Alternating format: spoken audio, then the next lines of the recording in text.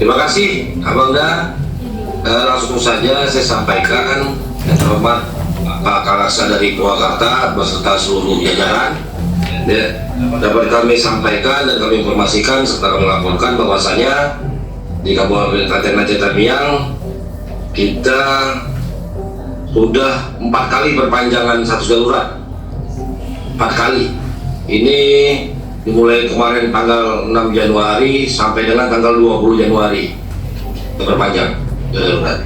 Itu yang pertama. Yang kedua, bagaimana tanggap darurat terdiri dari 6 klaster untuk rescue, logistik, kesehatan, pendidikan, pengungsian, dan terakhir pasca pemulihan.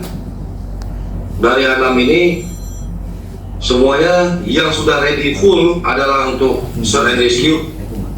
Untuk pengungsi kita lagi mengarahkan ke Untara karena saya sampaikan bahwasanya kita jumlah pengungsi dalam hal ini rumah yang kategorikan rusak berat dan hilang totalnya ada 13.481. Itu baru di SK BNBA tahap 1, Abang izin. Belum lagi yang tahap 2, saya buka ini sampai dengan tanggal 15 Januari sebagaimana arahan Pak Satgas, Pak Tito Karnavian, Pak Mendagri. Diharapkan tanggal 19 seluruhnya kabupaten kota yang mengalami bencana SK BNBA-nya sudah clear and clean. Nah, dapat saya sampaikan bahwasanya kenapa larinya segera ke Untara, bahwasanya dari 13.000 tenda yang kita minta, yang baru dikirim sama BNPB ini hanya kekuatannya sampai dengan 3.000. Dibantu lagi dari para relawan. Jadi itu kita dorong agar mereka segera membuat Untara. Untara itu ada juga yang dari BNPB, dari Dana Utara yang baru diresmikan oleh Pak Presiden sebanyak 600 rumah. Selanjutnya dari Dompet Duafa yang di Bandung, ya, dan relawan-relawan lainnya. Harapannya, targetnya di masuk posisi fase puasa nanti di bulan 2 mereka sudah bisa lebih layak, karena selain layaknya tenda, lebih layak mereka di Untara. Itu yang pengungsian. Kalau untuk ke sekolah, kita terbagi bahwasanya dari TK itu kita pakai tenda darurat, ya, dari 100 sekian TK itu yang sudah aktif itu sekitar 80-an, ya. Selebihnya kita memakai tenda darurat, pakai tenda pengungsi atau tenda peleton dari BNPB. Itu juga dengan sekolah, bagaimana SD, SMP dan SMA, sebagaimana instruksi dari pimpinan dijadwalkan mereka dari 5 Januari ini kemarin wajib masuk sekolah. Jadi kita BPBD beserta relawan itu mensupport tenda darurat sembari mereka membersihkan sekolah-sekolah yang dibantu oleh TNI, Polri, ya, relawan serta para dewan guru yang ada di sekolahnya masing-masing. Nah, untuk pendidikan, untuk kesehatan, kita RSUD kita sudah mulai aktif 35%.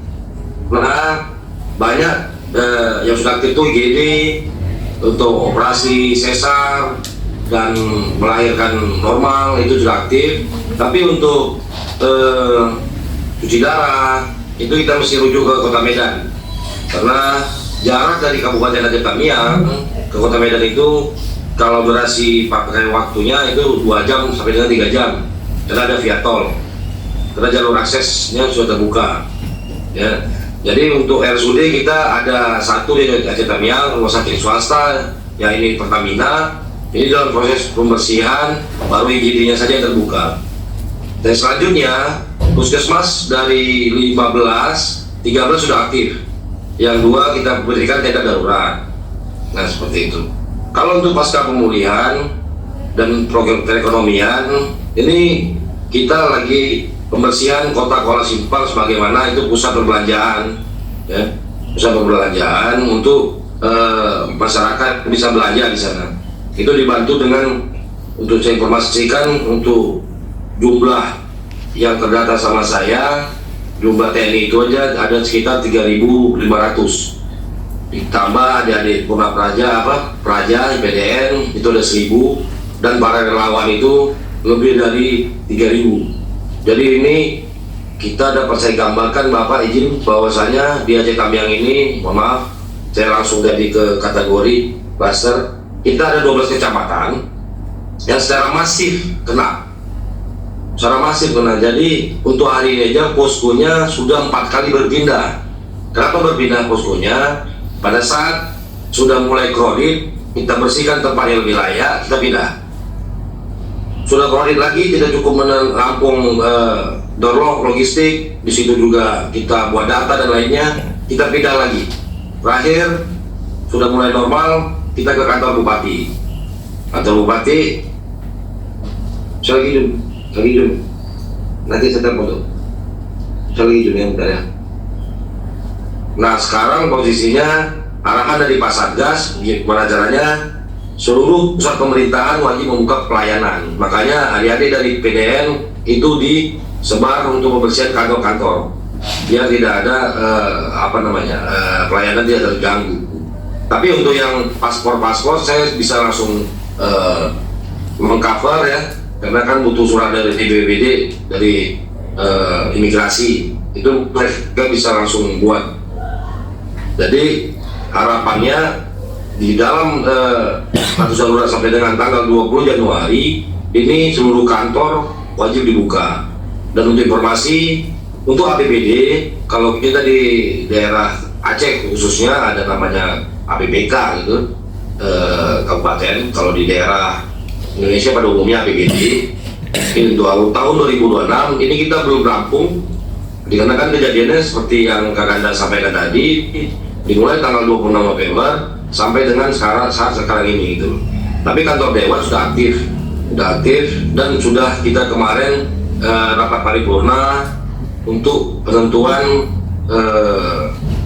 di mana lahan-lahan AGU yang akan kita mintakan untuk lokasi utara dan Suntap nantinya, karena kita pahami di wilayah kita banyak masyarakat yang membuat rumah itu di bantaran sungai. Jadi ada 3 kampung yang akan kita relokasi, mungkin jumlahnya sekitar 2.000. Nah, jadi itu harapannya. Ya selanjutnya untuk pasca pemulihan yang di pajak-pajak ini sudah kita mulai aktifkan ya, karena hampir seluruh menteri dan sebentar lagi Pak Julhas juga hadir ya, untuk memberi dukungan atau support kepada kita agar untuk dorlog logistik ya, untuk kadang-kadang beliau Menko Pangan jadi 100 ton udah ready sampai dengan 6 bulan ke depan. Tapi LP-nya, laupaunya, kita juga koordinasi langsung sama BNPB dan Kemensos untuk memenuhi itu. Tapi untuk logistik, insya Allah udah tercover. Nah, jadi permasalahan sekarang udah masa recovery dari 12 kecamatan, yang masih berat adalah 4 kecamatan. Kecamatan wilayah hulu itu ada 2 kecamatan yang namanya Kecamatan Badak